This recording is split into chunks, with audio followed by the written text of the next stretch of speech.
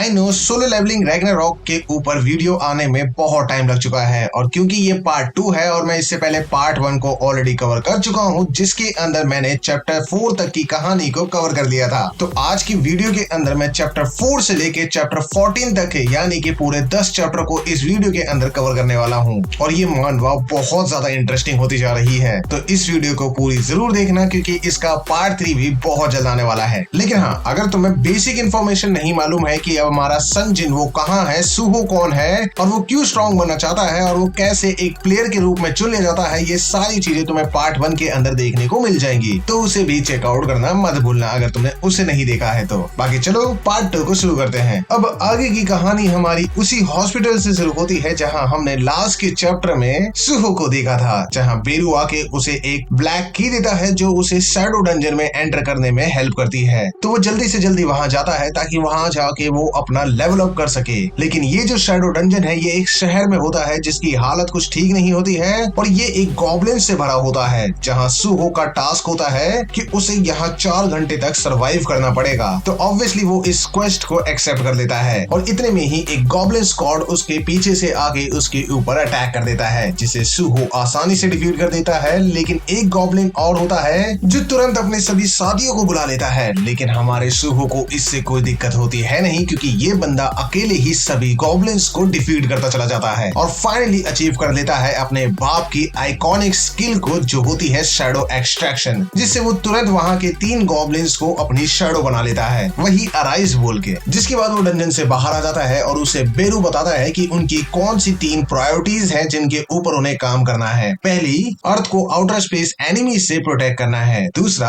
अपनी मदर को ढूंढना है और तीसरा जो बहुत फनी लगता है कि उसको अपनी ओरिजिनल स्टेट में लेके आना है। मतलब जब बेरू अभी छोटा हो चुका है, वो अपनी ओरिजिनल फॉर्म को यूज नहीं कर पा रहा है तो वो उसे दोबारा से रीगेन करनी है। तो सुहो सबसे पहले जाता है अपनी रैंक इवैल्यूएट करने के लिए, जहां पता चलता है कि वो अभी भी एक ई रैंक का ही हंटर है क्योंकि सुहो स्ट्रॉन्ग तो होता है लेकिन सिर्फ फिजिकली। और ये बहुत ही ज्यादा ऑब्वियस था क्योंकि उसने अपने जितने भी स्टैट्स है सभी को फिजिकल स्ट्रेंथ में इन्वेस्ट कर दिया था और एक रैंक जो इवैल्यूएट होती है वो मैजिक लेवल के बेसिस पे होती है, तो ये तो होना ही था। तो अब वो रेड को अटेंड तो नहीं कर सकता है क्योंकि वो बहुत ही लो रैंक का हंटर है, तो वो अपने बाप की ही तरह माइनिंग टीम को ज्वाइन कर लेता है क्योंकि बेटा भी तो बाप पे ही गया है। अब देखो उस रेड के दौरान तो हमारा सुहो माइनिंग टीम में काम कर रहा होता है अपने एक दोस्त के साथ, लेकिन जो रेड कर रहे होते हैं उनमें से एक बंदे को सीक्रेट पैसेज मिल जाता है। अब वहाँ शायद कोई नया ट्रेजर मिल सकता है, यही सोच के वो सभी उस पैसेज के अंदर एंटर कर जाते हैं, जहाँ ट्रेजर तो नहीं बल्कि एक स्वॉर्ड जमीन में गड़ी हुई देखने को मिलती है। तो उनमें से एक उस स्वॉर्ड को बाहर निकाल देता है। लेकिन कमाल की बात, ये जो स्वॉर्ड है वो मोनार्च ऑफ फैंग को बिलोंग करती थी, जो उस बंदे के उठाते ही उस बंदे को ही पोजेस कर लेती है और देखते ही देखते वहां जितने भी बंदे थे सबको खत्म कर डालती है। अब क्योंकि इस बंदे की जो प्रेजेंस थी वो एक मोनार्च वाली हो चुकी थी, तो ये चीज हमारा बेरू सेंस कर लेता है। लेकिन वो ये चीज सुहो को बता पाता कि उतने में ही वहां पे कुछ फैंग बीस्ट आके सुहो के ऊपर अटैक करने की कोशिश करते हैं। तो हमारा सुहो एक अपने वेपन को समन कर लेता है जिसे उसने स्टोर किया था जब वो गॉब्लिन से फाइट कर रहा था और उसी को यूज करके वो सभी बीस्ट को डिफीट कर देता है और साथ ही उन्हें शैडो भी बना लेता है। अब इतने में ही वो बंदा जिसे उस स्वॉर्ड ने पोजेस किया था वो सुहो के पास आने लगता है क्योंकि उसने ऑलरेडी सबको खत्म कर दिया है। तो पहले सुहो को समझ नहीं आता है कि वो क्या करे, इसलिए वो अपनी सारी शैडो से अटैक करने की कोशिश करता है ताकि खुद को प्रिपेयर कर सके उस बंदे से लड़ने के लिए। लेकिन उसके बाद भी ये हमारा बंदा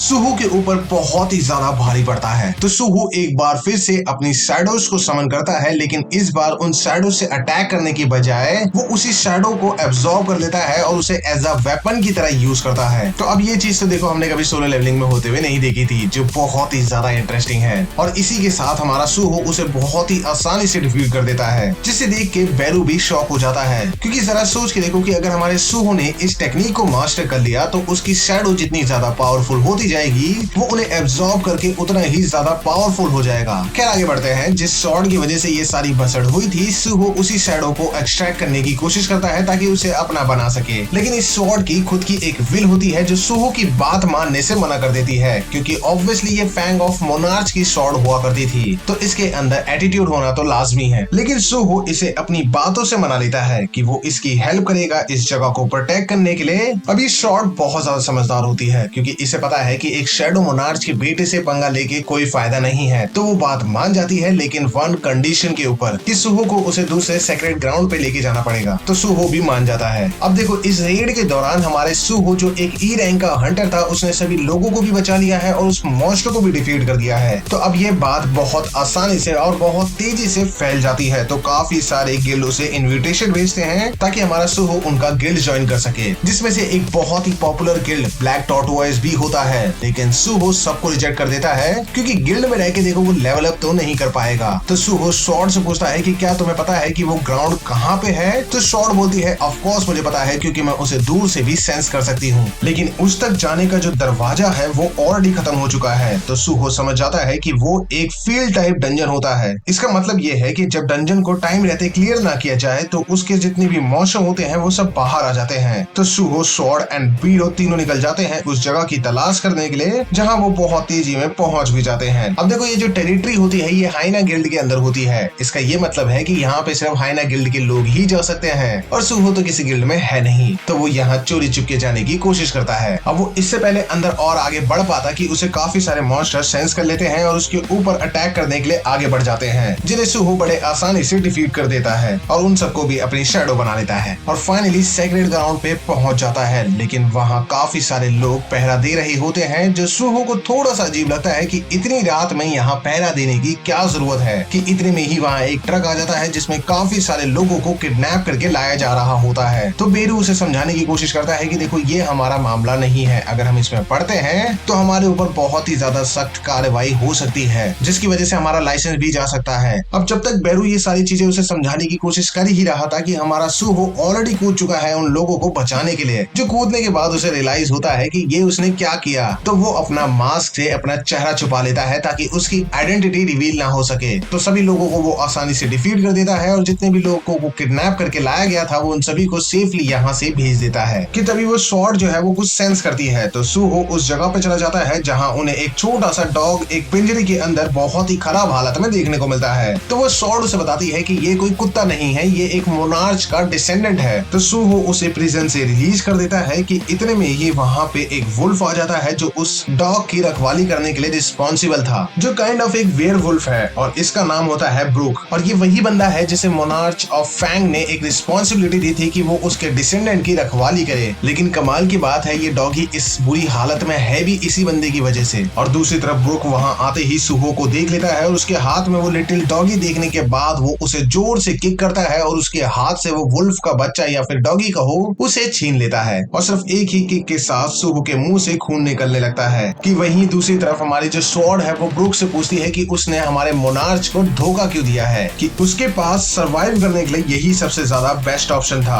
और इसकी वजह से उसके पास जो बैटल करने के लिए पावर है वो बहुत ज्यादा मिल जाती है क्योंकि वो उसके ब्लड के ऊपर ही सरवाइव कर रहा है। वहीं अब तक की सारी फाइट्स में पहली बार सुहो बहुत ज्यादा सीरियस होकर लड़ने के लिए राजी हो चुका है क्योंकि उसे अपने बाप से रिलेटेड पहली बार कोई क्लू मिला है। तो सुहो उसके ऊपर काफी सारे अटैक करता है जिसका कोई भी असर नहीं हो रहा होता है। वहीं दूसरी तरफ ब्रूक सिर्फ 2 हमले करता है और उसी में सुहो की हालत बहुत ज्यादा खराब हो जाती है। अब क्योंकि फैंग यानी कि वो स्वॉर्ड भी लड़ने की कोशिश करती है तो वो स्वॉर्ड को ब्रूक आसानी से तोड़ देता है। तो अब स्वॉर्ड का बचना तो इम्पॉसिबल था, लेकिन वो जाते जाते सुहो के लिए कुछ करना चाहता था ताकि वो उसकी इस बैटल में मदद कर सके। तो अब जो हमारे मोनार्च का डिसेंडेंट था यानी कि वो छोटा सा डॉगी, ये स्वॉर्ड उसे अपनी सारी पावर दे देती है। कि इतने में ही हमारा ब्रूक जो है ये सुहो को खत्म करने की कोशिश करने ही वाला होता है कि सही टाइम पे ये जो डॉगी का बच्चा है ये बंदा इसे बचा लेता है और सेम टाइम पे सिस्टम से एक अपडेट आ जाती है कि अब सुहो उसे अपना एक फैमिलियर बना सकता है, मतलब ये उसके हर बैटल में उसके साथ मिलके लड़ सकता है। खैर इसी बीच हमें एक पास दिखाया जाता है जहाँ ब्रूक इतना बुरा नहीं हुआ करता था, लेकिन तभी हमारे एट्रियम के कुछ दूत अर्थ पे आ जाते हैं जो ब्रूक को अपने कब्जे में ले लेते हैं, काइंड ऑफ उसे कंट्रोल कर लेते हैं और उसे ये हुक्म देते हैं कि उसे ज्यादा से ज्यादा इंसान उन तक पहुंचाने पड़ेंगे। जो चीज सुहो को पता चल जाती है तो सुहो कुछ कर पाता इससे पहले ही उसे एक और क्वेस्ट देखने को मिलती है जिसके अंदर उसे बाकी मोनार्च के डिसेंडेंट को अपना एलाय बनाना पड़ेगा। और कमाल की बात कि वो बैटल करते हुए उन एलाय को एब्जॉर्ब कर सकता है जस्ट लाइक उसने अपनी शैडोज को यूज किया था। तो सुहो उस वुल्फ के साथ कंबाइन होके ट्रांसफॉर्म हो जाता है और एक बीस्ट की तरह देखने को मिलता है, जो लिटरली में अभी तक हमारी इस पूरी सोलो लेवलिंग सीरीज का पहला ट्रांसफॉर्मेशन है, जिससे सुहो अब इतना ज्यादा स्ट्रॉन्ग हो चुका है कि तुम्हें अंदाजा भी नहीं होगा क्योंकि इससे पहले वो ब्रूक को छू भी नहीं पा रहा था और अब सिर्फ कुछ ही अटैक्स के अंदर वो ब्रूक को बड़े आसानी से डिफीट कर देता है। खैर इसके बाद सुहो उस वुल्फ को अपने साथ चलने का ऑफर देता है, जो वो मान भी जाता है। तो हमारा सुहो उसे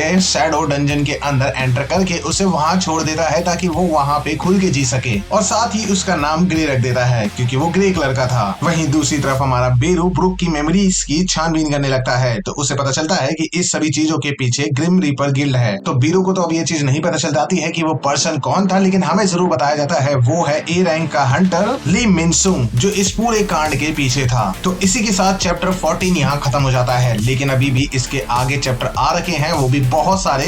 तो हम नेक्स्ट पार्ट में ज्यादा से ज्यादा चैप्टर्स को कवर करने की कोशिश करेंगे। तो अगर तुम्हें नेक्स्ट पार्ट भी जल्दी देखना है तो इस वीडियो को लाइक जरूर करते जाना। बाकी मिलते हैं किसी और कमाल की वीडियो के साथ, तब तक के लिए जय Hind and thanks for watching.